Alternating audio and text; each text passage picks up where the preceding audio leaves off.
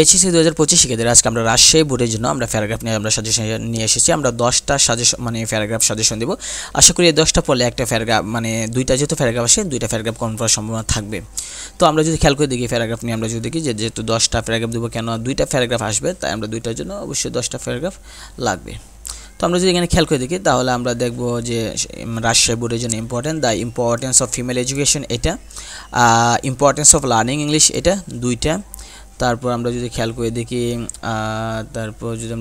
দেখি তো এদিকে আছে দুইটা আমরা অলরেডি দিয়েছে। ক্লাইমেট চেঞ্জ 3 নাম্বার, 4 নাম্বার আমরা যদি খেয়াল করে দেখি স্ট্রিট ব্যাগার, 5 নাম্বার হচ্ছে গিয়ে এ উইন্টার মর্নিং, 6 নাম্বার হচ্ছে গিয়ে আপনার 6 নাম্বার যদি আমরা খেয়াল করি এদিকে 6 নাম্বার হচ্ছে গিয়ে আপনার nuclear family and extended family, 7 number হচ্ছে গিয়ে আপনার deforestation, 8 number drug addiction, 9 number environment pollution, 10 number আমরা দিতে পারি ট্রাফিক জ্যাম ইন বাংলাদেশ।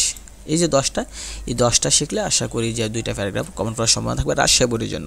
তবে বলে রাখি যে আমরা ইতিমধ্যে প্যারাগ্রাফ নিয়ে আপলোড করেছি, একটা ভিডিও আপলোড করেছি, ওইখানে আপনারা দেখতে পারবেন যে একটা প্যারাগ্রাফ শিখলে আপনার 50টা প্যারাগ্রাফ হয়ে যাবে।